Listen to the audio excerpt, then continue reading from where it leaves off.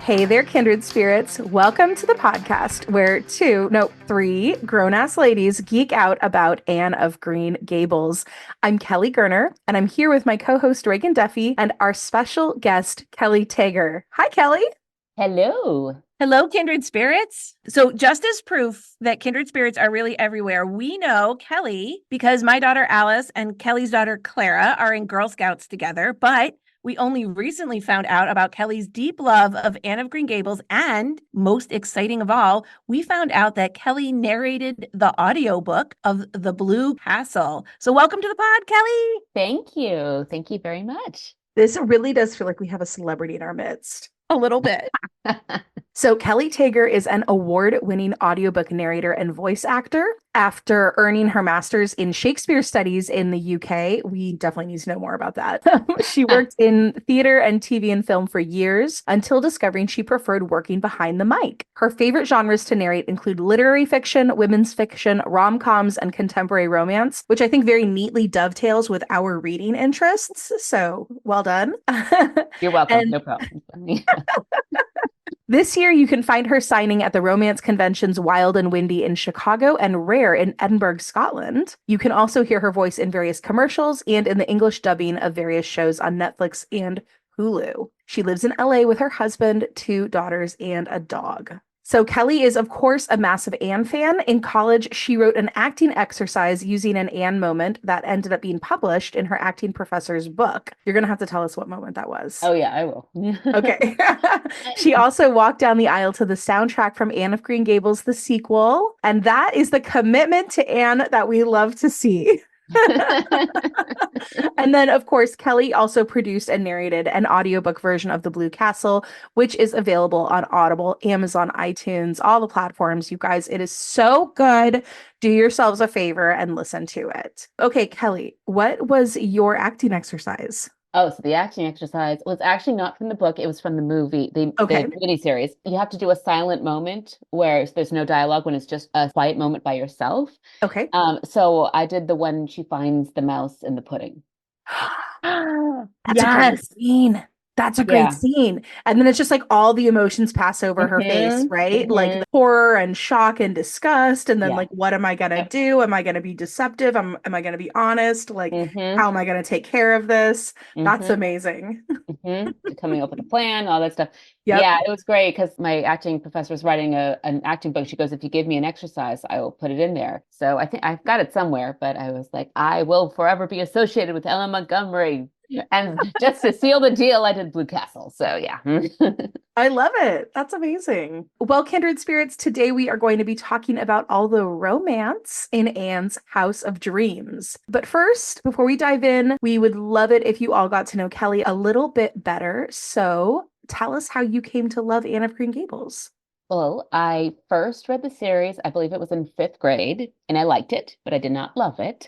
I was a little too young to fully appreciate everything about it. But even though I did love the miniseries, that was kind of my gateway. But then I reread the series when I got to 8th grade and was completely addicted, obsessed with it, and clearly have not broken that addiction. Because I remember in 8th grade, 9th grade, I would just read all the romantic little bits between Anne and Gilbert's interactions, through the first 1 through 6 and just swoon every time. Totally. Hard same.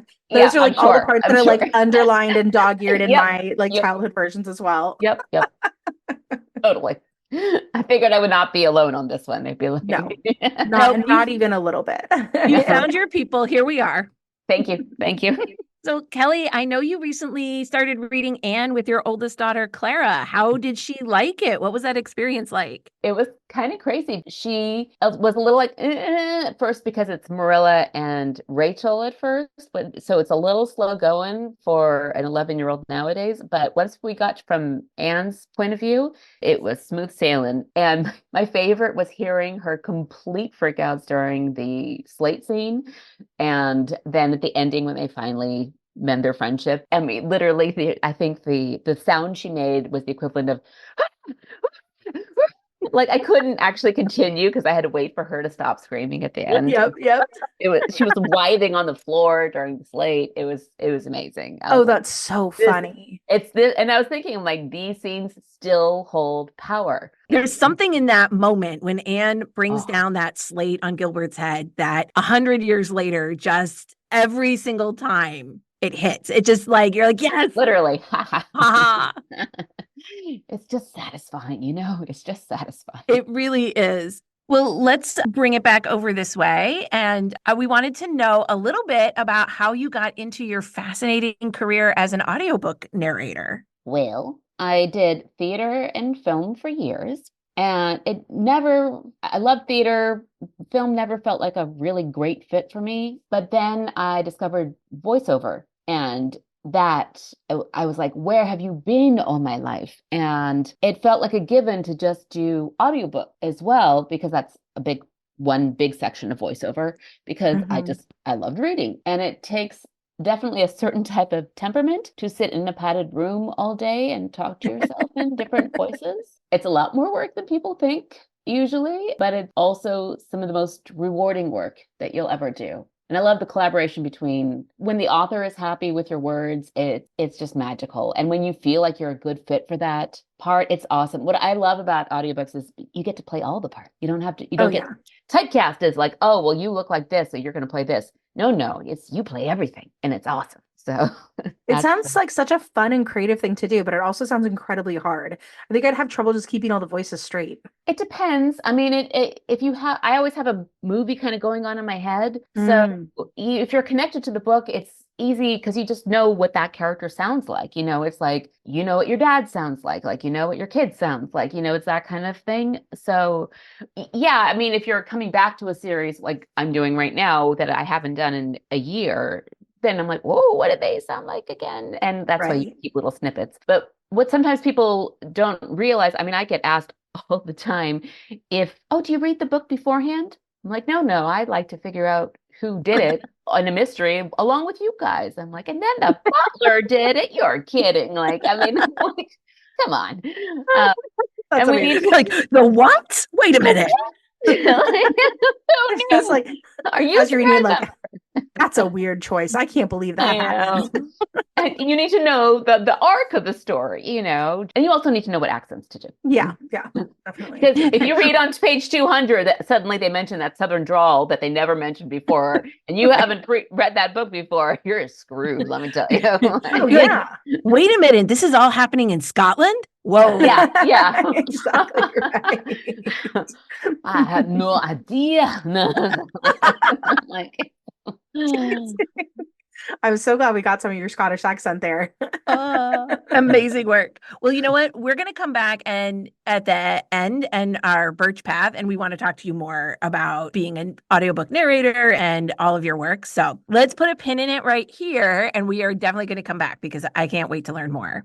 So, as our listeners know, there's always a theme of romance in the Anne stories. As a young girl, Anne was enamored with the idea of romance, but she didn't give much thought as it applied to herself, preferring to play act and write stories about it. And then in Anne of Avonlea, Anne was enchanted by Miss Lavender's storybook, Second Chance Romance, but clearly not ready for romance herself or for those close to her, as her reaction to Diana's engagement showed us. In Anne of the Island, Anne had to confront the tension between her ideals of romance with the way that romance showed up in her real world, fending off unromantic proposals, trying on her romantic ideal in Roy Gardner, and eventually facing up to the truth that she had been avoiding for years, that she is in love with her good friend, Gilbert Blythe. Anne of Windy Poplars shows us snippets of Anne's engagement to Gilbert through her letters, but mostly we see Anne meddling in the romances of others now that her romance is nice and settled. So, question for the two of you,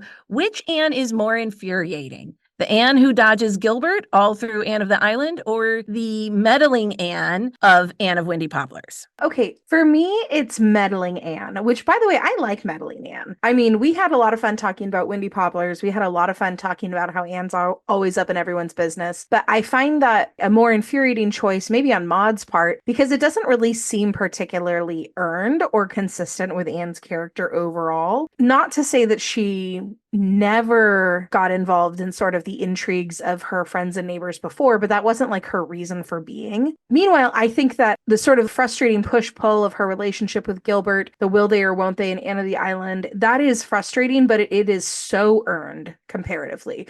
We really understand where she's coming from, and that feels pretty real to me and like consistent with both her character and then just sort of young adulthood generally. So I like both Annes, but I think that Wendy Poplar's Anne is more infuriating, to answer your question, Reagan.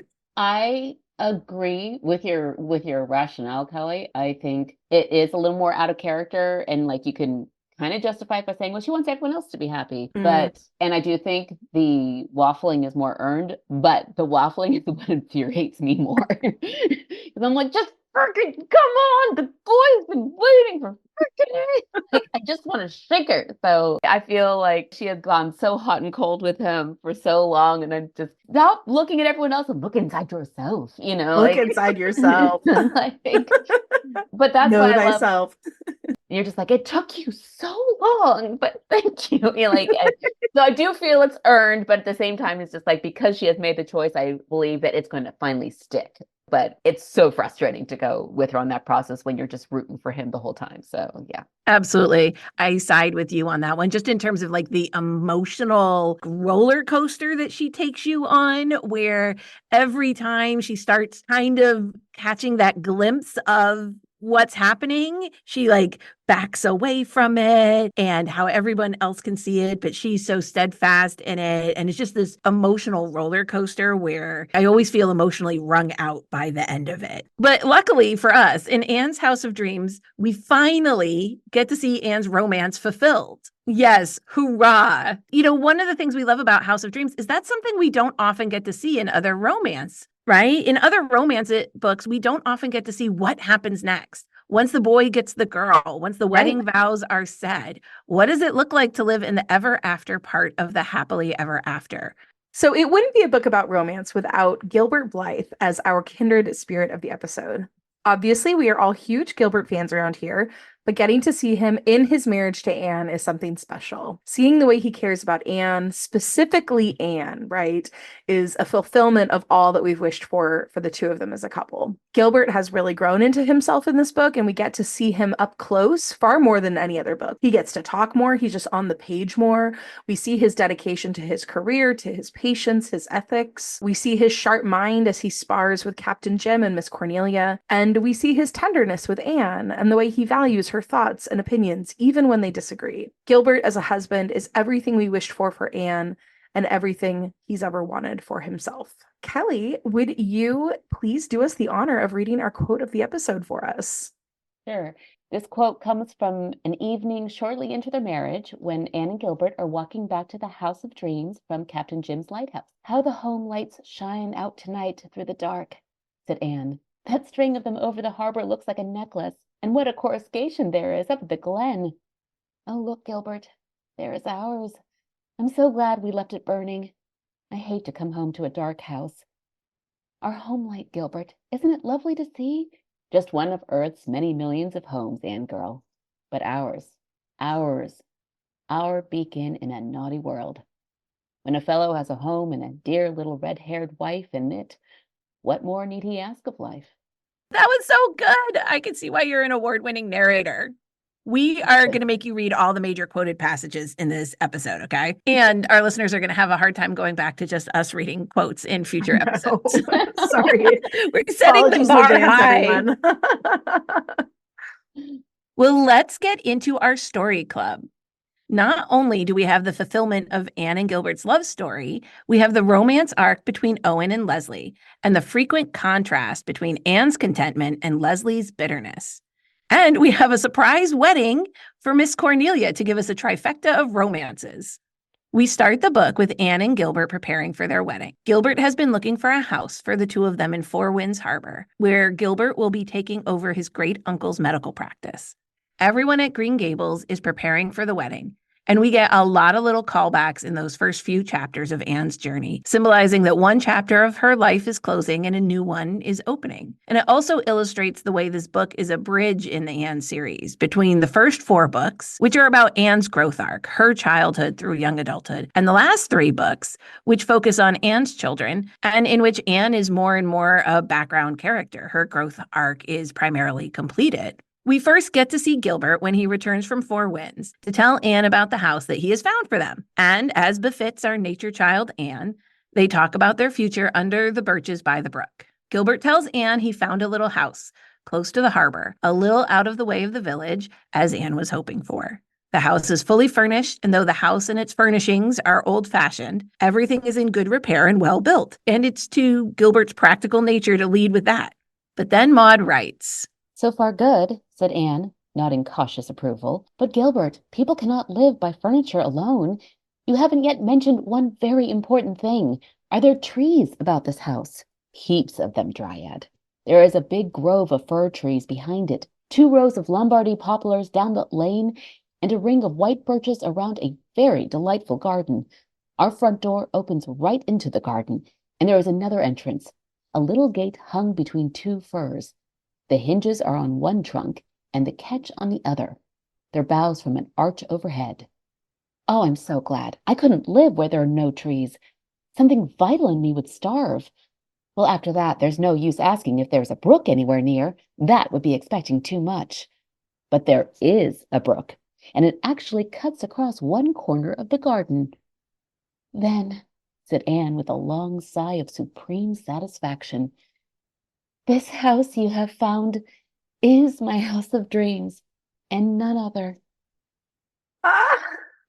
I really love it. The really swoony thing about this whole scene is how clearly Gilbert knows Anne and how he found the perfect house for her, his bride. You know, after all these years of yearning for her, observing her, working hard to better himself, to be worthy of her, he now shows his love by knowing exactly the kind of home she wants. And even though it's a little out of the way for the town doctor, Gilbert's focus at this moment is making this perfect for Anne. And it's that quiet, steady knowing and appreciation of Anne that has always made Gilbert our favorite romantic hero. It's not in the poetry Anne had wished was written to her, or the grand gestures or spectacular settings. It's the way he loves her for exactly who she is. I feel like it's the old-fashioned equivalent of the guy knowing exactly how she takes her coffee. Totally, right? No?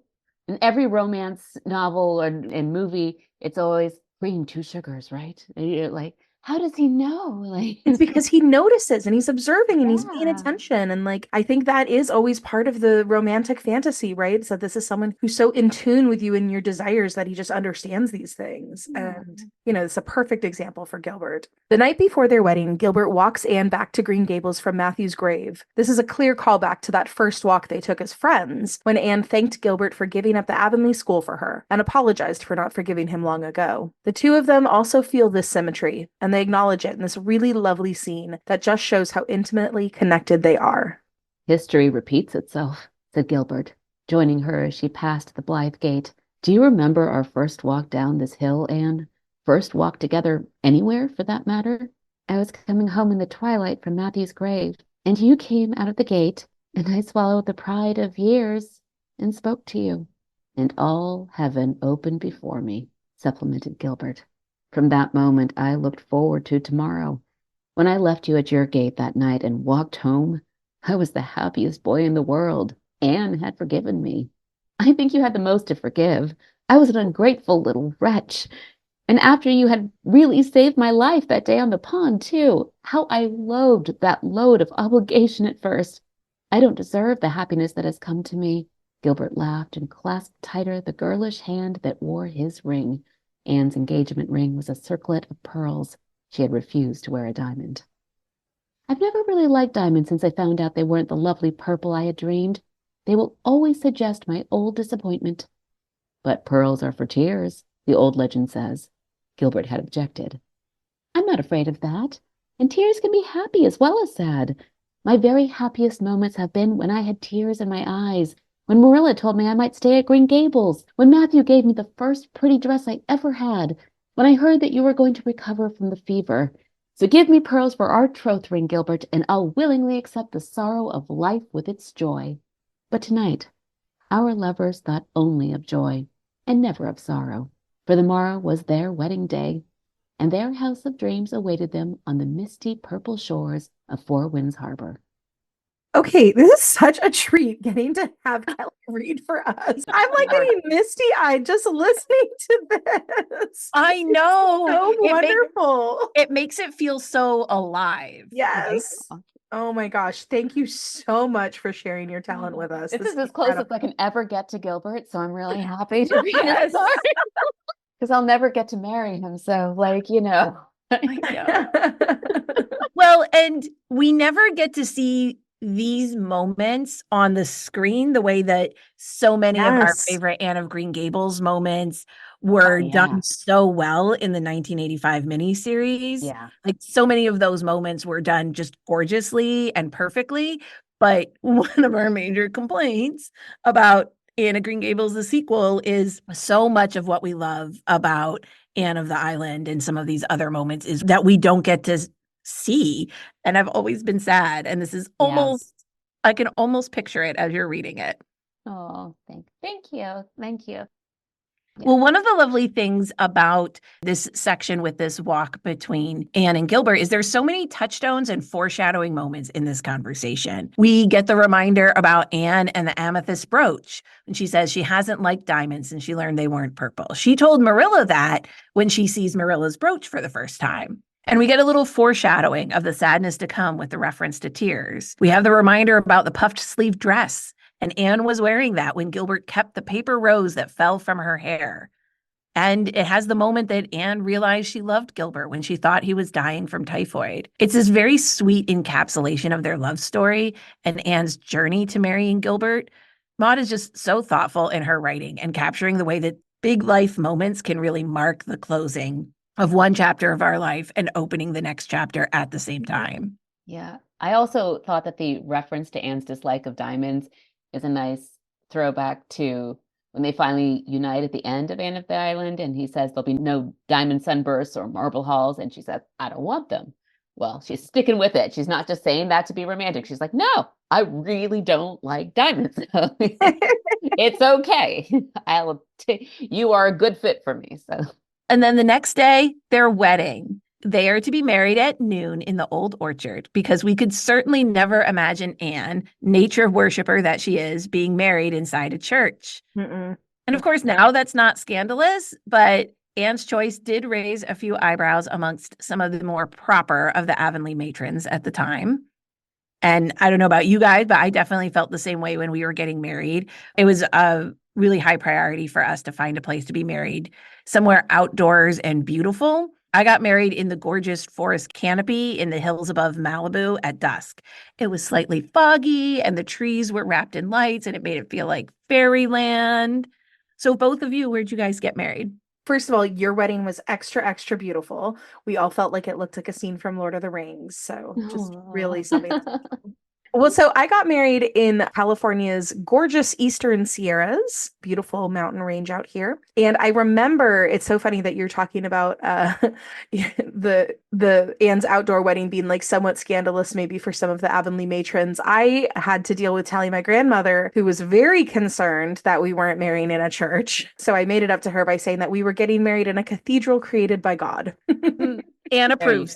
Anne approved, and ultimately my grandmother also approved, so that was good. It truly, truly is a beautiful location. Our ceremony was on the shore of a little lake with these just like giant soaring mountains behind us. It's a very dramatically beautiful place, and we certainly felt that the beauty of the day contributed to the loveliness of the wedding itself. As someone who witnessed that ceremony, I can confirm that it did. The clarity of the sunshine made the lake sparkle behind you guys. It looked like it was just made out of glitter. It was so sparkly. And it just like reflected the radiance of the moment. It was really, I remember even at that time, like we just couldn't stop talking about how gorgeous it was. Thank you. That's so cool. I got married on a lake too. That's so cool. The best. I don't know how sparkly it was, but we were married in the Santa Cruz Mountains. So redwood trees, all of that kind of stuff. Lovely.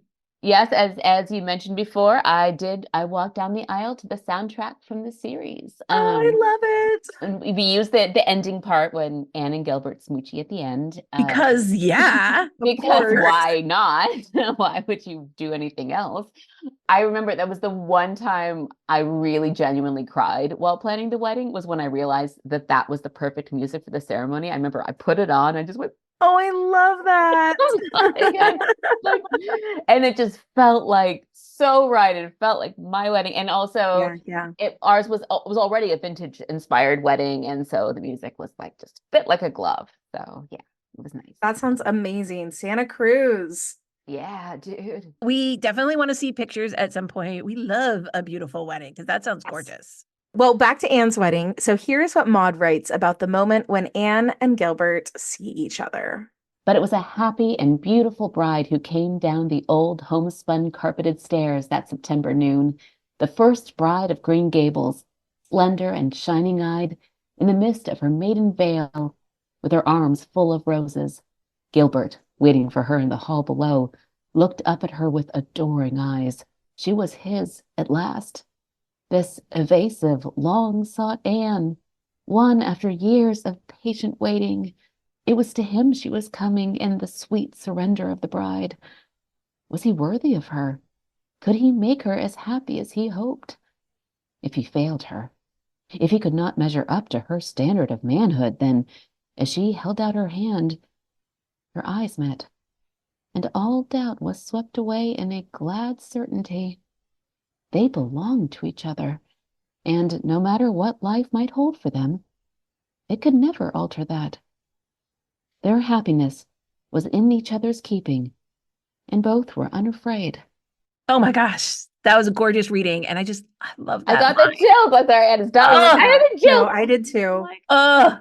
That line, their happiness was in each other's keeping, and both were unafraid.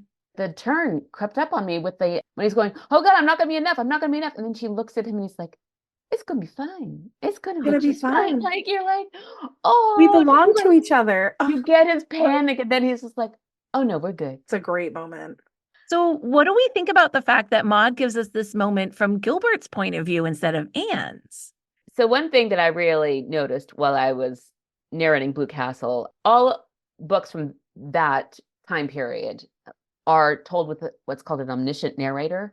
Mm-hmm. So it doesn't need to mean like the voice of God looking objectively down on everyone, but it means that it's just kind of like someone's best friend, you know, telling this invested story of people that are close to them. But the point of view tends to shift from different people. And I love that she makes this part from Gilbert's point of view, because it's so much more powerful. Because I think at this point, Anne's romantic emotional journey is pretty much ended, but it was ended when she was able to admit her feelings and relay them to Gilbert back in Anne of the Island. But Gilbert has loved her for so long, and the marriage is what he has been dreaming about since he was pretty much 14, 16 years old. So the marriage is much more his happily ever after than it is for her at that point. Oh, yeah. And I think that also is just what makes Gilbert such a great character in this book, is because you are seeing him live out his happy ever after as much as you're seeing Anne. We get so many of these great POV moments from Gilbert where you can tell he is just happy to be there. Like, he's like, and the world is unfolding the way I had always dreamed, and this is wonderful. And so it's a fun book from that perspective. Totally. After the wedding and the wedding luncheon, Anne and Gilbert leave to catch the train that will take them to their new home in Four Winds. At the train station, Dr. David Blythe has left his buggy for the two to drive to their home together. So the newlyweds get to enjoy that quiet time together, soaking in the beauty of the sunset over the harbor and joyfully anticipating the start of their lives together. And it's not a coincidence that we also get our first glimpse of Leslie Moore on this drive, and that tiny spark of hostility and resentment that clashes against Anne's radiant joy. Gilbert assists Anne over the threshold of their house of dreams with a whispered welcome home, which chills. And just that little moment is as romantic as any of the poetry that Roy Gardner ever wrote to Anne. As it's earned. And you know what? I'm sure, as you guys have noticed, Maud, she doesn't really write grandiose love scenes. in contrast to what young Anne thought were peak romance. All of the romantic moments that happen in the Anne books are tiny and perfect, and the language is really simple and real. You remember how Mr. Harrison once told Anne that her heroes don't speak like real people? He called it mooning, and that if they did, their lady should pitch them. Anne was furious with him. She thought anyone would just be delighted to have epic poetry recited to them. But we have so much evidence here that he was right. So in the Blue Castle, I know we all sighed when Barney murmurs, "Welcome home, dear," to Valancy as he lifts her out of the boat. It's a tiny, perfect moment. And we complained all through Windy Poplars that we never get to see any of Anne and Gilbert's love letters. Anne's pen always trails off when she gets sentimental. Maud doesn't write sappy love letters, but I bet Anne's heroines would have written pages of them. And of course, that's because the romance in small but profound moments often eclipses language. As much as 18-year-old Anne didn't believe Mr. Harrison at the time, she knows now that he was right. And I doubt she would exchange Gilbert's "welcome home," sincerely and deeply meant, with the floweriest sonnet in the world. I have to say one thing that reminds me of it, because the language is so simple in the romance.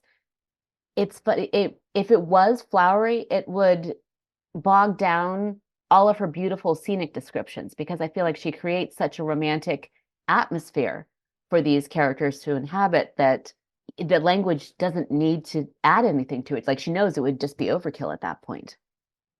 Yeah, I think that's right. We don't need these big speeches because these small speeches are just as poignant. So they've walked over the threshold to the House of Dreams, and now we have another small, but I think desperately romantic moment coming next when Gilbert introduces Anne to Captain Jim for the first time. And Maud writes, again from Gilbert's perspective, "It was the first time Gilbert had said 'my wife' to anybody but Anne, and he narrowly escaped bursting with the pride of it." Do you ladies remember that experience after you got married? I remember my husband on our honeymoon told everyone that I was his wife. Like, the cab driver, the people checking us in at the hotel, the waiters, the other people we met. He's like, "Have you met my wife? Kelli? Have you met This my is wife?" my wife. The pool attendant, "When you get a towel for my wife?" He couldn't stop. Oh, I just remember my old little Jewish grandma, who was like 95 at this point, going, "How do you like saying the word husband? How do you like saying husband? My husband." I remember I was so excited about that when I got married to somebody. Oh, Bobby, I love it. She was hilarious. Like... Well, and so that introduction, getting to call Anne his wife, that makes that lifelong dream feel real. I think we've all had those moments that, it's not necessarily the moment of the wedding vows, it's not necessarily the "I do," but those moments that start to creep up over time when all of a sudden your marriage, your relationship feels really real and solid. So Captain Jim tells them the story of the schoolmaster's bride. And unlike the romantic stories of Anne's youth, he spends as much time talking about the ever after part as he does the yearning before it. And the important point Captain Jim is setting up here is that the schoolmaster and his bride had, quote, "a talent for happiness." The end of the story wasn't the moment that Persis Lee got off the ship. It was that they lived 15 years of happiness in that house before moving to Charlottetown, and that even when they argued, Persis said that she was always glad to have such a nice husband to quarrel with. Their home was inviting, and Captain Jim went to visit them first when he returned home from one of his sea voyages. That's the sort of lived-in part of romance that none of Anne's childhood stories ever told her about. Anne and Gilbert then get to spend the next month together, honeymooning in their new home, keeping house, and exploring the area. That September was a month of golden mists and purple hazes at Four Winds Harbor, a month of sun-steeped days and of nights that were swimming in moonlight or pulsating with stars. No storm marred it. No rough wind blew. Anne and Gilbert put their nest in order, rambled on the shores, sailed on the harbor, drove about Four Winds in the glen, or through the ferny, sequestered roads of the woods around the harbor head. In short, had such a honeymoon as any lovers in the world might have envied them. If life were to stop short just now, it would still have been richly worthwhile, just for the sake of these past 4 weeks, wouldn't it? Said Anne. I don't suppose we will ever have such 4 perfect weeks again, but we've had them. Everything, wind, weather, folks, House of Dreams, has conspired to make our honeymoon delightful. There hasn't even been a rainy day since we came here. So right here would be where most romance arcs would end, right? Our heroine and hero have finally overcome their obstacles to be together in wedded bliss. So why did Maud want to keep writing more about Anne in this new chapter in her life? She's showing us what happens next, what a loving marriage looks like, and the reality of building a new little family of two in a new community. As we were saying before, I mean, I think Montgomery likes to keep it real, by showing romance is not Anne's old ideas of pomp and circumstance. It's the little stuff you do. And I also believe that LM Montgomery is sincerely evil by only letting us see little snippets of it. So we're always hungry for more. Right. I actually found myself getting deeply, deeply, as much as I love him, annoyed with Captain Jim. I'm like, shut up. I want to hear about the newlyweds. I'm like, you need to stop talking because I respect you as a human and your story, but I need to hear the newlyweds talk right now. Right. You're like, Please go home. please leave. Please go home. I want to hear what they talk about as they're getting ready for bed, or maybe we can just draw back the curtain and get a little bit more information about what happens then. That would be nice. Yes, exactly. A little smooch or two would not go amiss. Yeah, right, exactly. Like one kiss in 6 books. I mean, that's just seriously. It's mean. It's mean. But so she only gives us like a little bit on their walks, and when they devise to have Gilbert eavesdrop when Miss Cornelia first comes over, and their first marriage fight, and their first loss, of course, and their first baby. Although the rest of the book is not primarily about the relationship between Anne and Gilbert, as Kelly said, we only get these little snippets here and there. And the narrative thrust really lies in Leslie's story and Captain Jim's story. We do get to see these warm glimpses of Anne and Gilbert together. Gilbert shares with Anne how he feels about his dream of his calling of practicing medicine, now a reality. We see a softness and an ease between them. They entertain Captain Jim and Miss Cornelia frequently. They spend lots of time walking the shore and holding hands. They find each other funny and they joke together and with their friends. They host Christmas at their home, the Green Gables folks arriving to be a part of their first Christmas together. And it feels good for Anne and Gilbert to be able to host their family and their new friends of Miss Cornelia and Captain Jim. And it's such a sweet moment. Gilbert is worrying about carving the goose. He's read instructions and diagrams on how to do it. And Miss Rachel is inspecting Anne's scrap pail to see what kind of housekeeper she is. And they both pass these adulthood tests handily. I think that's an experience a lot of new adults have, that moment when they're finally being recognized as an adult of equal standing in their family. Yeah. Yep. Right. Very much so. It's when your parents come over and they're like, oh, okay, like you have food in your fridge and the house is reasonably clean. Like maybe you're going to survive after all. We have created a legitimate human. Congratulations. Yep. I really love these small moments where you start to see them becoming their own little family. Anne and Gilbert also have 2 hard challenges to their relationship in these first years of their marriage. First, the death of their much anticipated baby Joyce. It must have been especially cruel for Gilbert. Not only does he have to watch his true love come so close to death in her labor, but then the medical training that is his calling meant that he recognized quickly that baby Joyce would not live long, and he had to be the one to break the news to the exhausted but radiant Anne. It's a heartbreaking moment for them both. They must mourn together and lean on each other. Gilbert must bear his own loss and continue to worry for Anne as she slowly recovers from her harrowing childbirth. Anne's love for Gilbert is what sustains her through her grief. She tells Marilla, I love Gilbert more than ever, and I want to live for his sake. The second challenge is Anne and Gilbert's disagreement over the matter of Dick Moore's medical prognosis. We talked about this in our discussion of goodness and ethics, the various pros and cons related to what to do in this situation. But from the perspective of Anne and Gilbert's relationship, we get to see the trust between them that can bear the weight of their differing views in this situation. We love that Gilbert, even though he's already clear in his mind about what the medical ethics mean for him, still wants Anne's feedback and her opinion. We get this little glimpse from his perspective just as he's about to talk to her about Dick Moore. Gilbert was accustomed to refer to himself as an old married man, but he still looked upon Anne with the incredulous eyes of a lover. He couldn't wholly believe yet that she was really his. It might be only a dream after all, part and parcel of this magic house of dreams. His soul still went on tiptoe before her, lest the charm be shattered and the dream dispelled. Gilbert's still carrying that infatuation for Anne, even though they've already been through the trial of losing their baby together. And it's a credit to the strength of his ethics that he talks about it with Anne, even though he's sure she will disagree. And there's part of him that fears her rejection.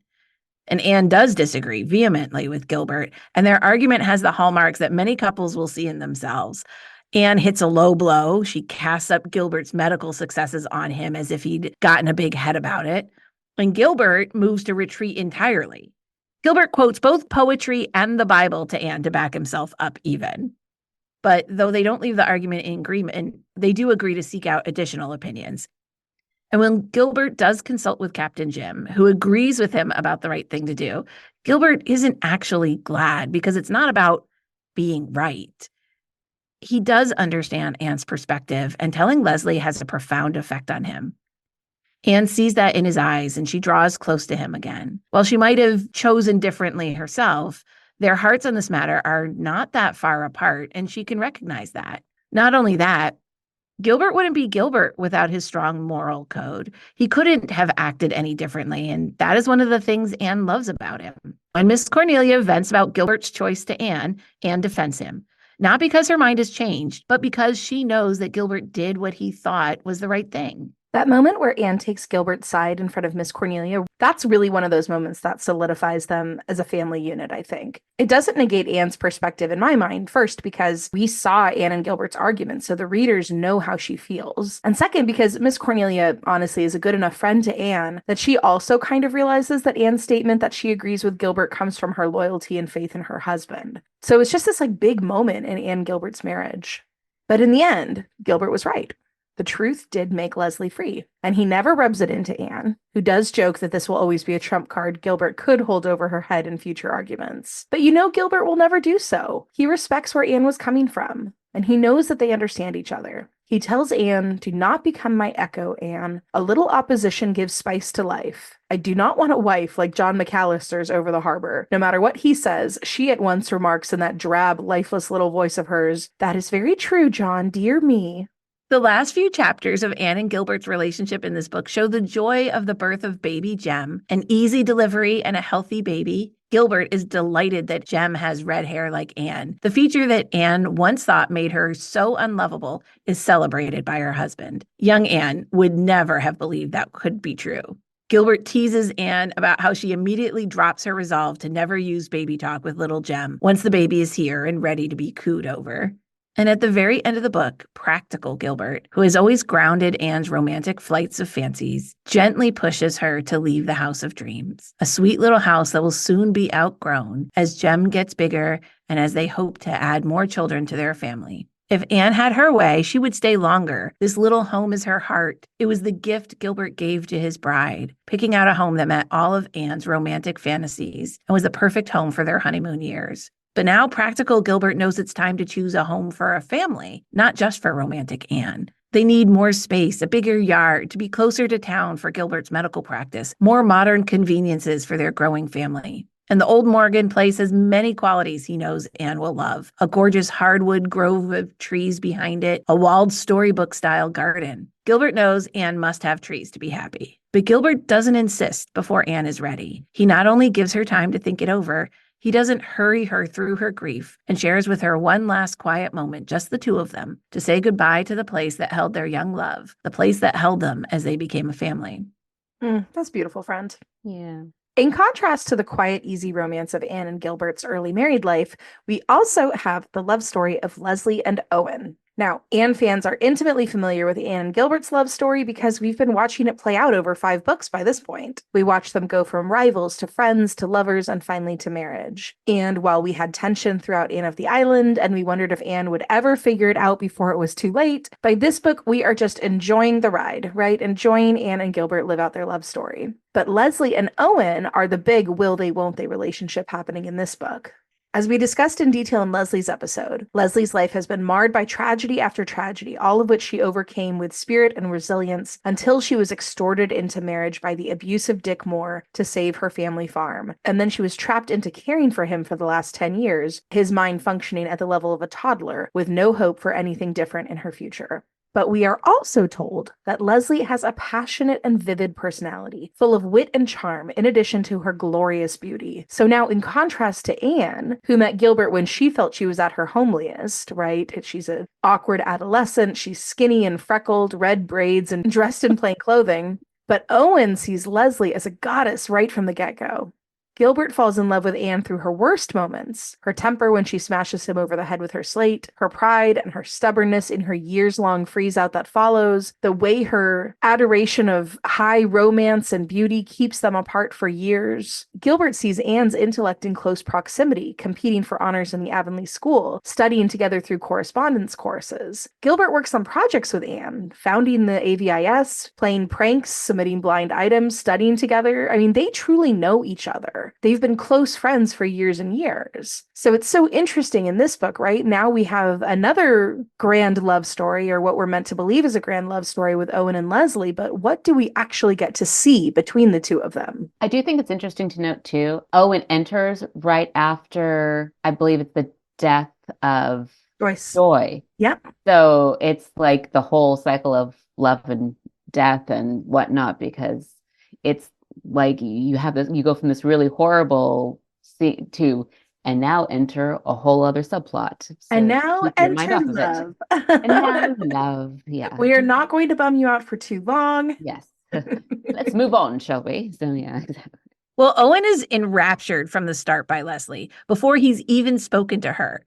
Her preternatural beauty captivates his artist's heart. We've been told over and over that Leslie is sparkling company when she wants to be, adding a secret spice to every group gathering. And in this perfect summer, Leslie is at her best. Her laugh is ready, her wit is quick, she throws herself into their little adventures. She has finally unburdened herself of the bitterness and resentment that had erected walls around her heart and soul. And in her vulnerability with Anne, she has allowed herself to bloom.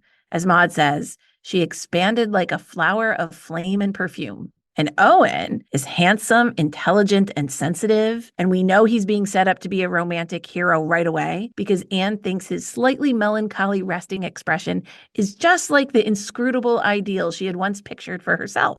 Anne meets Owen Ford first, escorting him over to Leslie's when he arrives. Anne tells Gilbert afterwards, "His voice is pleasant and his smile delightful, and he knows how to dress. He looks as if life hasn't been altogether easy for him somehow." But we never get any more exploration of what that might mean for Owen. Like, in what way has life not been easy for him? Does he have a tragic backstory? Right. Yeah. It's like we get this like little like mention, like a hint of some like sort of melancholy background, which of course we know that's what Anne sees as a necessary quality for a romantic suitor.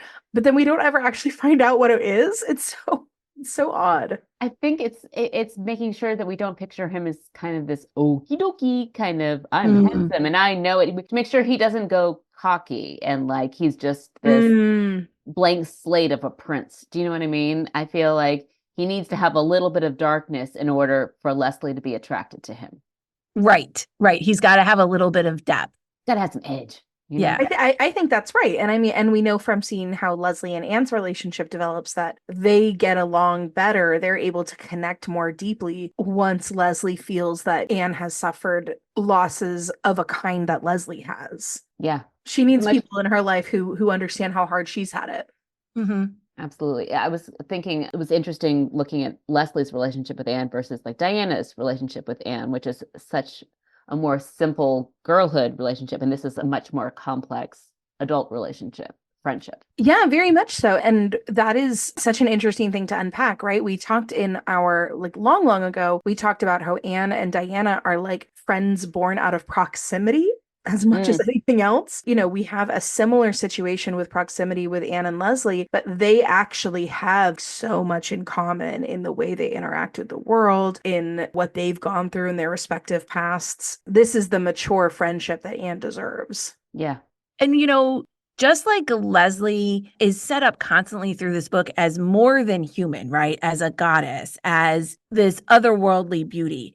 Something that Anne has always dreamed of for herself, never thought that she would get. And here's Owen, the inscrutable, melancholy, artistic writer that Anne had maybe thought of for herself for many years. And kind of, instead of Anne living this, she kind of wants to get to see Leslie and Owen sort of living out her kind of childhood ideals of a romance. Oh, and if I can take that even one step further, she is getting to see that childhood ideal of a romance played out, right? The tragic beauty and the inscrutably melancholy, handsome man, they meet under tragic circumstances and they make it through.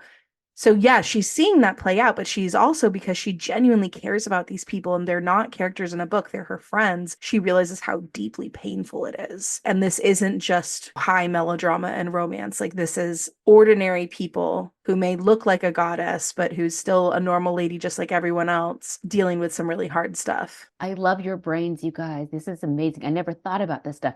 And to take it a step further, and then you have the dramatic plot twist as well. Totally. Her old stories come to life. This is exactly. Straight out of a Gothic romance novel, right? Yeah. Case of Mistaken Identity, the whole thing, tragic backstories. This is the high romance Anne thought she always wanted to live, and now she's bearing witness to it. And it's just like, oh God, the amount of true pain it's causing these people. This is unpleasant. Why would anyone want this? I'm very happy with my friend-based husband. Thank you very much. Right? Is this what she thought Averil's atonement was supposed to be? Yeah. Right. Yeah. Right. Yeah. Well, Owen easily wins everyone over, from Susan by complimenting her pie to Captain Jim, not only by being the grandson of the schoolmaster and his bride, but by seeing immediately the great treasure that is Captain Jim's life book and setting himself to turning it into a great novel. Anne, Gilbert, Leslie, and Owen spend the glorious summer rambling the shores, exploring the harbor, talking for hours over driftwood fires. Conditions are absolutely perfect for Owen and Leslie to fall in love. Owen is on fire creatively, and he thinks Leslie is a goddess personified. Leslie is glowing with life and feeling emotionally open for the first time in a long time. We talked about this in Leslie's episode, but we wish we had seen more of their romance on the page. We don't know what Leslie and Owen talk about when they leave the Blythes and walk back to the Moore house together. We don't get to see their interactions as they boat on the harbor or pick strawberries on their shore. Is that by design? Does it add to its perfect storybook quality by not giving us those details? Or did Maud not think it was important to show us?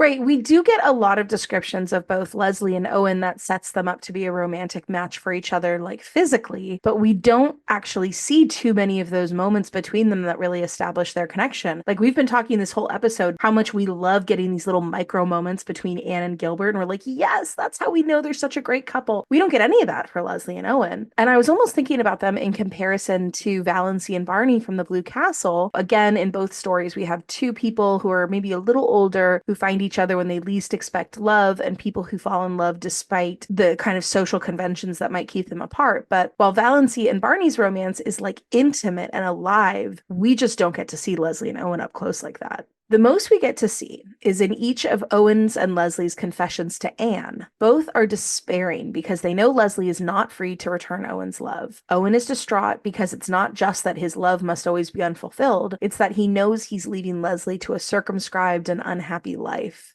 He swears that it's not just her beauty he loves, but he does go on and on about her eyes and her hair. He tells us and Anne that she is richly fitted for life and that he's been angling just to make her laugh all summer to hear the sound of it. But what else does he like about her, One thing that I do love is Owen's obsession with Leslie's hair, because it's when he first sees her hair down, flowing around her like a goddess, is when he realizes that he loves her. But this is completely contrasting with Anne and Gilbert's very unromantic carrots slate-breaking incident. And in both cases, that's the instance that the boy realizes that he loves the girl. And so apparently, I love that. Maud has a thing with hair, is my observation. No, I love that. And again, I think that also sort of is a nice juxtaposition to this idea that the Owen and Leslie romance is sort of the most romantic ideal of what Anne would have wanted, right? Yeah. Someone to fall in love with her because her hair was beautiful in this like sort of traditional way, as opposed to the carrots situation, which she found so shameful and mortifying for so long. But yeah, no, that hair connection just is like a really interesting through line. And it's quite the study in contrast, right? Like, that's what's so interesting about it. Mm-hmm. The next night, after Owen leaves, with everything left unsaid and unexpressed between him and Leslie, Anne then finds Leslie pacing the sandbar in the dark, agitated and upset. And of course, Anne immediately knows why, right? Leslie is beating herself up for having fallen in love with Owen. She calls herself a fool. She's wicked. She's unwomanly. Leslie said she would have prevented it if only she knew how, and that she's so ashamed. Leslie tells Anne that she realized as soon as Owen said that his book was done and he would be leaving that she loved him. And she realizes that her happiness this summer wasn't just that her friendship with Anne had reached new depths, but that for the first time she wasn't lonely or alone in Owen's company. But again, she doesn't tell us what it is about Owen that she loves, just that when they were together, for the first time, she wasn't lonely or envious. So, right. Give me some substance. And part of me, I'm sure that this is not what Maud is intending to do, but there's this little bit of Leslie has been so alone and so lonely for the last 10 years, 12 years even, since she's been married. Owen being kind of the first person that she's been able to not feel alone with. Like, he sounds like a marvelous person, but it's also a little bit of kind of a low bar. Right? She's like, but when we were together, I'm not alone. Yeah. Well, yeah. He could have been missing teeth and she might have still gone for him, you know? Right. I'm sure Maud didn't mean it for it to be a low bar, but that's sort of... Leslie doesn't have a great track record with guys. So yeah, I mean... But, it is disappointing. Like, we get all the pathos and the grief in their separation, but because we didn't ever see their joy, it's one of these things where we were told that they had this joyful summer, but we didn't really see it or feel it for ourselves. The grief of this moment, it starts to feel unearned. Yeah. I like the way you frame that. It would feel more emotional if we had gotten to see more of their connection to really understand their despair at not being able to be together. I mean, maybe it's just because they're the secondary characters, right? It's like the B plot. And so Maud was like, there's only so much time we have in this book, but a couple scenes that we could hang our hats on where we really see them connect. But yet we go into these detailed stories from Captain Jim, and yet we can't throw like a couple things in common for why they care about each other. Exactly. I feel the same way about Miss Cornelia. I mean, right. We get it, Miss Cornelia, just like a man, like been there, done that. We don't need maybe quite as many pages devoted to some of those instances, right? Yeah, we could cut a few Miss Cornelia and Captain Jim anecdotes in favor of like developing the Leslie Owen relationship a little more. Yeah, just one good scene between them. Yeah. So for Anne and Gilbert, of course, their journey to romance was painfully slow and halting. And we saw up close the various ways that Anne fought with her feelings for Gilbert, the way she almost realizes it and then pushes it away, the way she misses him when he's not around, the way she blushes when she hears his name. Anne is her own obstacle between herself and her love for Gilbert. Everyone would celebrate were she to finally admit it to herself. All her friends, all of Avonlea, Marilla and Mrs. Lynde, all think that Gilbert is the one for her. She and her overwrought romantic ideals are her only barrier to love. In contrast, for Owen and Leslie, their love is forbidden. And since neither is a point of view character, we really have no idea what they might be thinking or experiencing. Their barrier is a real one. Leslie is married to Dick Moore, and not only is divorce extremely uncommon and difficult to obtain at this time, Leslie's own devotion to her duty wouldn't let her leave, even if somehow Owen were to try and convince her to. It's not even an option for either of them. It never comes up. So true to form, Leslie closes up on this issue and never speaks of it again to Anne. The best that Anne can do is drop little tidbits about Owen from his letters in Leslie's hearing so she can kind of hear vicariously. But both Anne and Leslie have pride that seems like it might, at the very last minute, interfere in accepting their own path to happiness. For Anne, she has that revelation when Gilbert is desperately sick with typhoid that she loves him and he loves her and there will never be anyone else. But then, as Gilbert recovers, she does not tell him this. And she starts second guessing herself and trying to trick herself out of thinking that he cares for her. When Gilbert is friendly with her, not necessarily guessing at her change of heart, or if he does, not wanting to pressure her too fast and make her flee again, because he knows Anne. Anne decides that maybe he must have truly loved Christine Stewart after all. We find out later that Philippa Gordon has written to Gilbert during this time to tell him that Anne and Roy are over and that he should try again. Thank goodness. Phil was very smart not to leave this to Anne. And when Gilbert finally starts to propose, the emotional weight of the moment almost makes Anne freak out, and she starts talking about wanting to be able to see perfumes. See perfumes. This is what she wants to talk about. I know. She was like losing it in the moment. Luckily, Gilbert knows her well enough to see through that and continue on. And Anne is finally brave enough to meet her happiness. He really had to like pull her back on the course. He's like, okay, no. Let's come on. Stay with me. Stay with me. For Leslie, once her freedom is realized in the shock of the Dick George switcheroo, she's still too ashamed of her feelings for Owen. I guess maybe being weak emotionally in allowing herself to love him.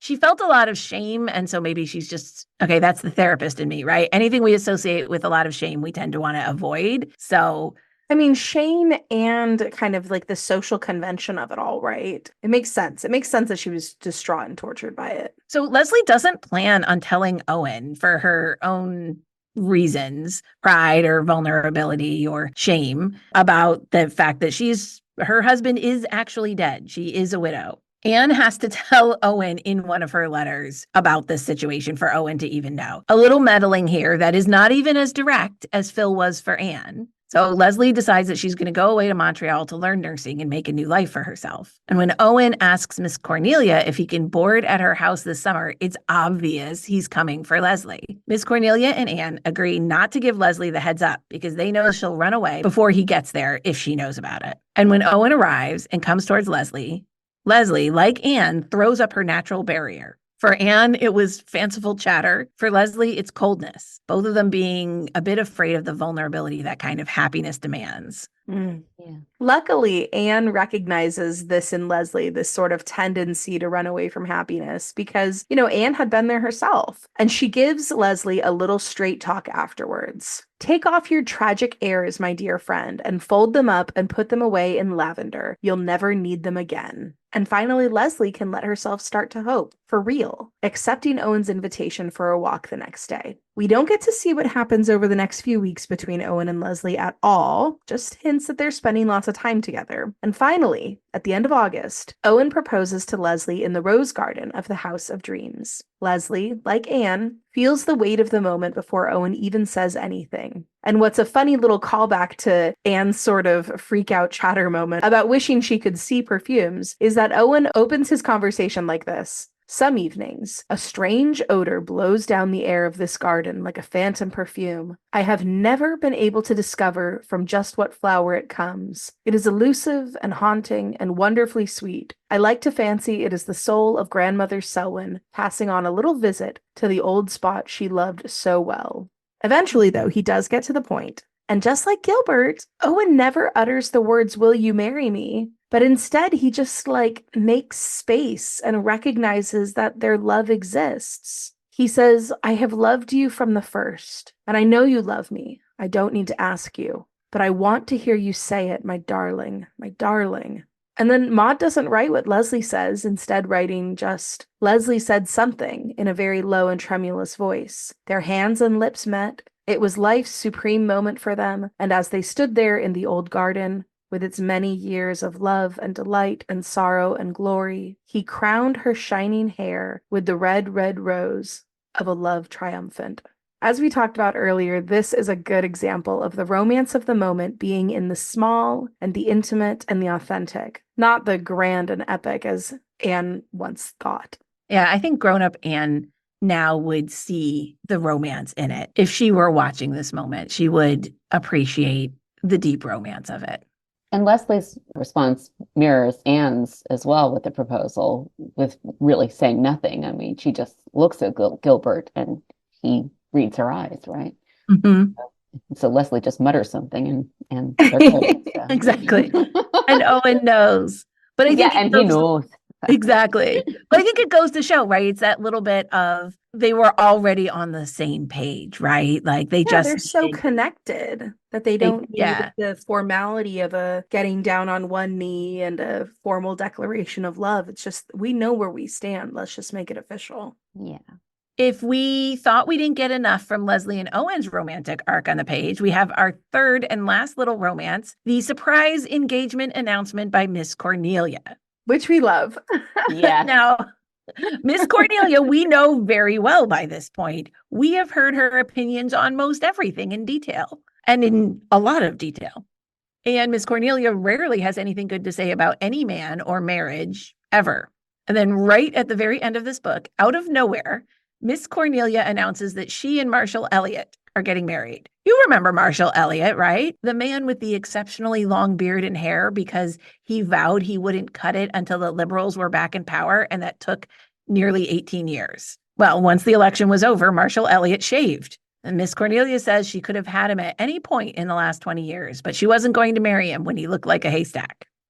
Seems to me that Marshall Elliott should have been working a little bit harder to get the liberals elected. Maybe doing some like door knocking, campaigning. Yeah, seriously. I don't think anyone noticed that all he did was not shave for the better part of 2 decades. Right. In what way was that helping the cause? Unknown. But question, did Marshall Elliott and Miss Cornelia have a falling out? Did they have a romance and then have a falling out over the hair situation? So was that romance stymied by Marshall's stubbornness? Or was it that Miss Cornelia has known that Marshall has been interested in her over the last 18 years, but she just didn't return his interest until he shaved and it was revealed that he was handsome underneath all that hair? Is this why Miss Cornelia thinks most men are useless? I kind of hate to think that Miss Cornelia's progressive opinions about women's labor come down to a thwarted romance. Well, I mean, Miss Cornelia, she says that she is marrying Marshall Elliott, at least in part because he has finally shaved and cut his hair. So what I'm reading into the text there somewhat is that they had at least some kind of connection, right? Whether it was a longstanding friendship or whether it was a flirtation or maybe it was an outright romance, we don't know. But they had some kind of a relationship. And then, once he shaved and got a haircut, she was like, okay, maybe we can make this official. And, we have talked about that Marshall Elliott is like this like satellite member of all the Four Winds neighbors. So he's always there on the periphery, like hanging out, and I think that it stands to reason that there may have been something between him and Miss Cornelia. I don't know that I think that she recently discovered he was good looking. I just think that maybe she truly did not want to marry someone who would let his stubbornness rule him to the point that he looked foolish. Kelly, I think that's also, doesn't she also say that she likes a man that sticks with things? And she tells a story about the man who went to drown himself in the pond, changed his mind and climbed back out. And if it had been Marshall, he would have stuck with it and drowned like that was a good thing. Yeah, and even as you say that, I'm remembering too that she doesn't actually overly care about how she looks. So I don't know why she was super hung up about Marshall's look. Honestly, Reagan, I don't care. I love these two. I think they're a great match for each other. They have echoes for me of Marilla and John Barry. John Blythe. It feels like that kind of stubbornness, like it's that second chance romance, because Marilla was too stubborn to forgive him, and then he never came round. Well, Marshall came round again. And Marshall came round again. He came round again, and he showed that he did something to show that literally that he had changed for her. So I think that's what put it over for her. So yeah. So maybe it was always this like, she hates men, she hates everything, but in the back of her head, it was always, except for Marshall Elliott. So that's kind of my feel. Maybe for Marshall. And then every time she would see him wandering around, like totally unshaven. I mean, 18 years of a beard, that's extreme. That's a lot of beard. That's a lot of beard. So every time she saw him, she was like, what is wrong with me? Why is that the guy I like? Well, there's not much more to say about Miss Cornelia and Marshall Elliott, except that it's interesting to note that the woman who cared nothing for what anyone ever thought about her or how she dressed the entire length of the book suddenly worries that wearing a bridal veil is not the proper thing to do if she's not wearing a white dress. So I hope marriage doesn't sand the edges off Miss Cornelia. We need her. No, she has to keep true to herself there. Yeah. And may I add, again, the hair is a major factor in the romance. Absolutely. Marshall Elliott shaves and gets an unlikely bride. So there you go. That is kind of funny. I did not see the hair thing until you pointed it out. And now that's all that I can see. Yeah. Okay, wait. I'm going to add another one. Oh. Which is into the Blue Castle, which is Valancy frequently talks about how before she marries Barney, how she just wants to make him shave. Like that would be the one thing that she would want to make him do. And that once they're together, he's still disreputable in a lot of ways, but he's always freshly shaven. And Valancy cuts her hair and all of a sudden Barney cuts it for her, in fact. Yeah. God, that book is so sexy.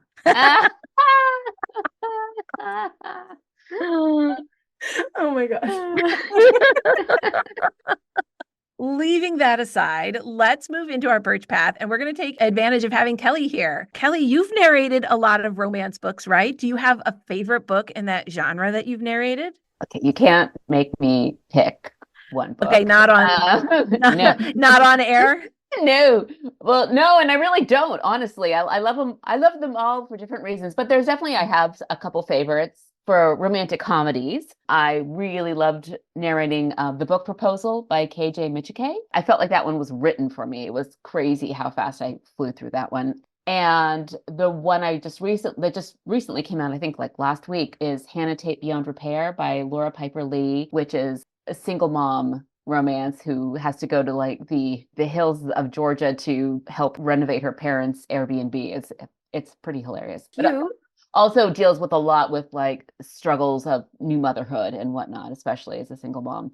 And for contemporary romance, I love Britt Benson's Better Love series. There's 3 of them, which I narrated with a very well-known male narrator, Joe Arden. That one is everything I like about contemporary romance. There's an author named Kennedy Ryan who, for me, really summed up what romance is about. I'm like, I can't say it better than that. She says that romance is the best landscape to have difficult conversations, unpack our traumas, and to lay out a path for healing because there's a guaranteed joy at the end. I mean, yes, that's why we love romance.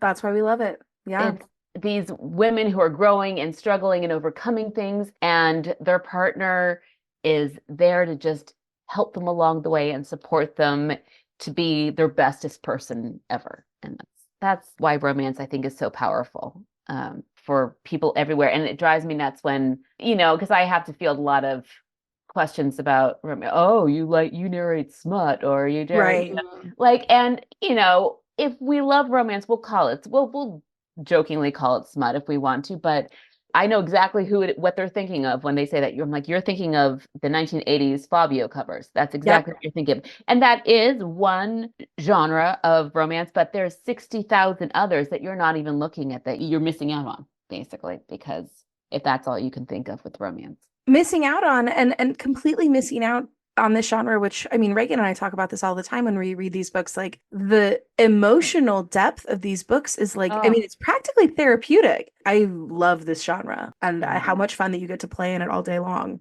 Okay, so Kelli, what makes, for you as the narrator, what makes a book most interesting to narrate? Characters, hands down. I love to inhabit and live in different characters, especially ones that are funny and quirky and or struggling with their mental health. That's my happy place right there. So do you have a favorite romance trope?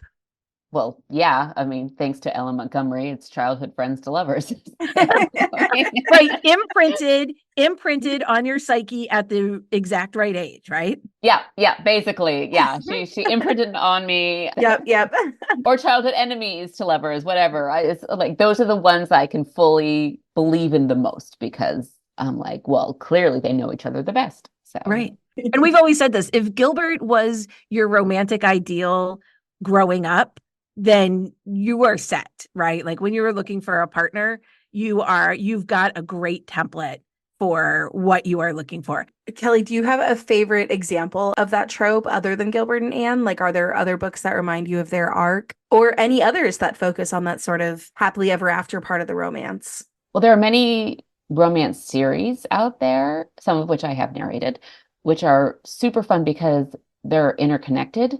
So I'm sure you guys are familiar with these. You'll see the couple that gets together in the first book, get married in the second book when they're in the background, and while another romance is in the forefront. And in the third book, the couple in the second book might have a baby, which is kind of like House of Dreams and Anne and Rilla Ingleside and all those. Oh, that whole section is kind of structured that way in some ways. I read once that like having that sort of either having like an epilogue or having, seeing the couple again and again in the books, that is like critically important for historical romance, especially because that's how you know that the characters didn't die in childbirth.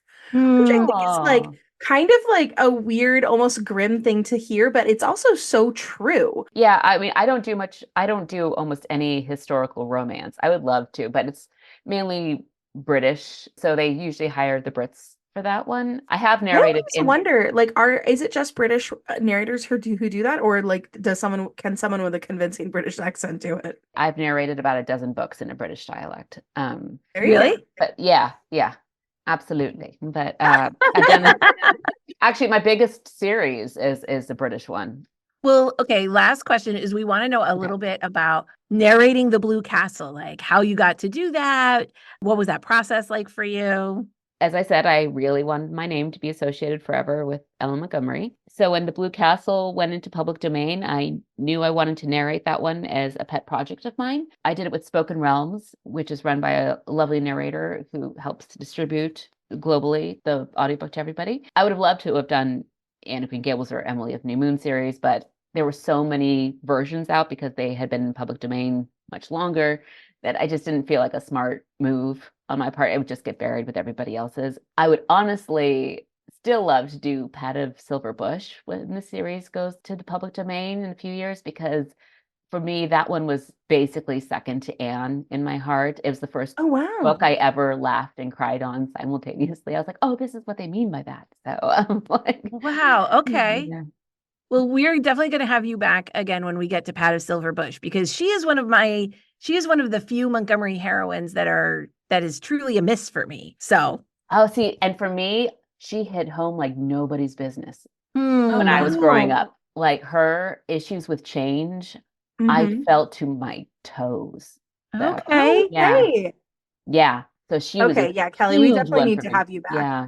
Well, let's start winding up our episode. Do we have any romantic puffed sleeve moments that we want to talk about here? Any moments we didn't get to talk about, but that we love? I love it. It's not romantic, but I just want to add that I found having the arrival of Jem from the stork's point of view is just delightful, because it shows that baby is going to be safe and okay from the get-go. Like, it's not going to be another Joy. It takes all the anxiety out of that moment.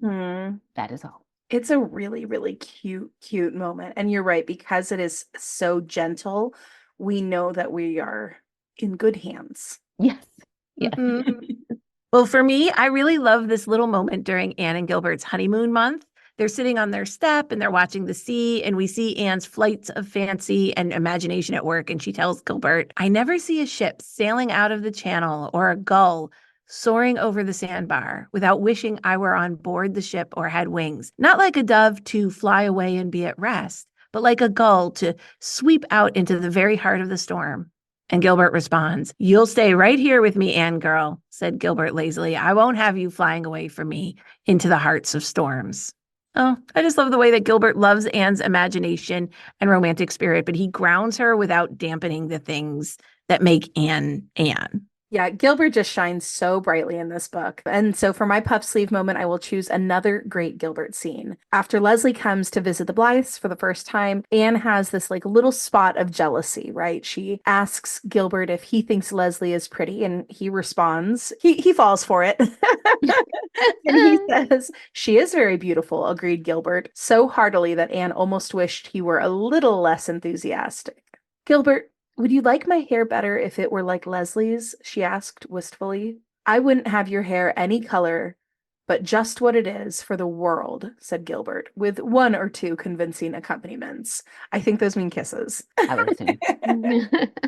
You wouldn't be Anne if you had golden hair or hair of any color, but red, said Anne with gloomy satisfaction. Yes, red. To give warmth to that milk-white skin and those shining gray-green eyes of yours. Golden hair wouldn't suit you at all, Queen Anne, my Queen Anne. Queen of my heart and life and home. Then you may admire Leslie's all you like, said Anne magnanimously. And we're back to hair. Back to the hair. That is truly the unsung theme of this episode.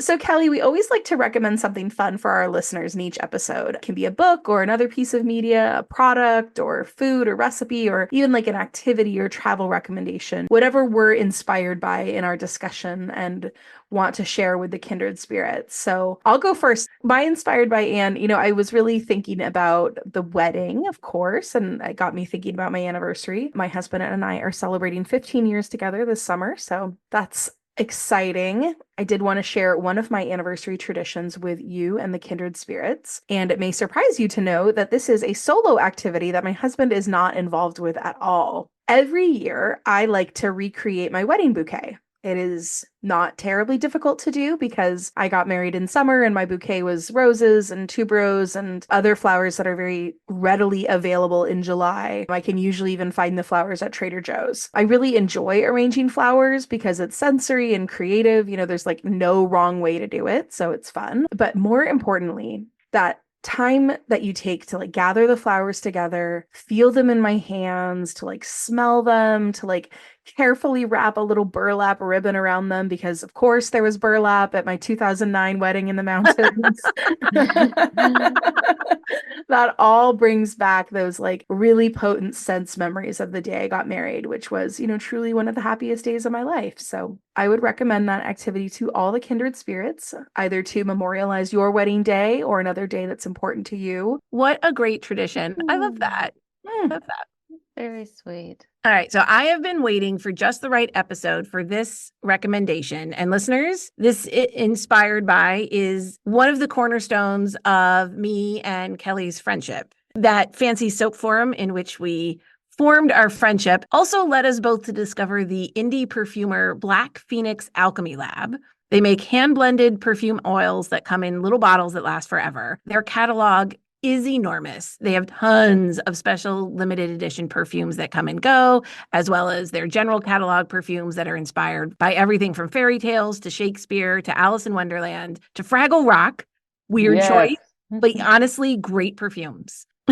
As well as they also have a lot of very dark and gothic inspirations. So I actually hate to do this to all of you, because once you fall down the rabbit hole that is Black Phoenix Alchemy Lab, be pal to those of us in the know, you might never come out and your wallet will be sorry. So I apologize ahead of time. But I'm here to say that the love stories in this episode make me think of a few of my favorite perfumes from their general catalog. So Maiden in particular is a perfect summer wedding scent. Anne would absolutely have worn this for her wedding. It's one of my favorites. It's carnation and delicate rose and white tea. They literally have a Lady of Shalott scent that I cannot believe I have not tried yet. And this is the way that they describe it. The scent of calm waters just before a raging storm, limned with achingly beautiful blooms, an icy scent, but somehow warm and mirror bright. Bold gardenia, crystalline musk, muguet, water blossoms, clear, slightly tart aquatic notes, and a crush of white ginger. I mean, romantic Anne would absolutely wear that in the rowboat on Barry's Pond. That sounds gorgeous. They also have a lot of perfumes that would be perfect for Leslie. I'm thinking particularly of one that's called The Rose, which is inspired by Beauty and the Beast. Just seems right for her proposal in the rose garden. And they even have a line of perfumes inspired by sea shanties called Fire Down Below that would have some cologne for Captain Jim. So love it. Head on over to Black Phoenix Alchemy Lab and say goodbye to your budget. It definitely is a rabbit hole, but a very, very deliciously smelling one. That's awesome. Well, okay, so I'm going to recommend the Euphora Nourish Leave-In Conditioner. Yes. Yes. Their recommendation. Products. Because we're talking about hair, and Euphora, it's EUFORA,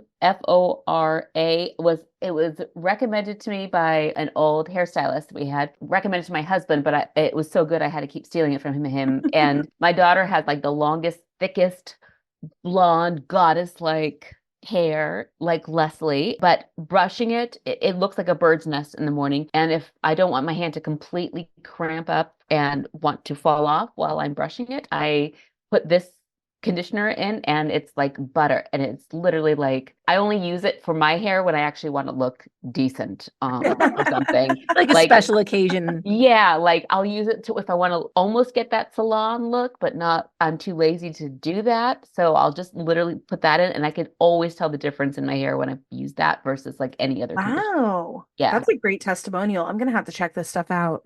Yeah, it's expensive, but you just need a little tiny bit, and so it lasts forever, so which is lovely. Yeah. All right. Well, kindred spirits, thank you so much for joining me, Kelli and Kelly, as we discuss these beautiful romantic arcs in Anne's House of Dreams. Kelli Tager, thank you so much for coming to join us. Oh, thank you for inviting me. It was lots of fun. We will definitely have you come back. I'm so excited for an excuse to reread Pat of Silverbush. You know what I mean? Fantastic. Well, next episode, we are going to be looking at Anne's House of Dreams through the theme of motherhood, Anne's journey to motherhood and the impact of that on her and the people around her. We would love it if you would continue to share the podcast with the kindred spirits in your life. Let us know if you've reviewed the podcast on Apple Podcasts or if you shared about us on social media, and we will send you one of our high-quality vinyl Kindred Spirits Book Club stickers. Reach out and let us know how you shared the pod via email at kindredspirits.bookclub@gmail.com or DM us on Instagram at kindredspirits.bookclub. Be sure to give us a follow on Instagram while you're there. We're always posting fun bookish content. Thanks for listening and join us next time. Thank you, kindred spirits, and thank you again, Kelli. Oh, it's so fun. Thank you, guys.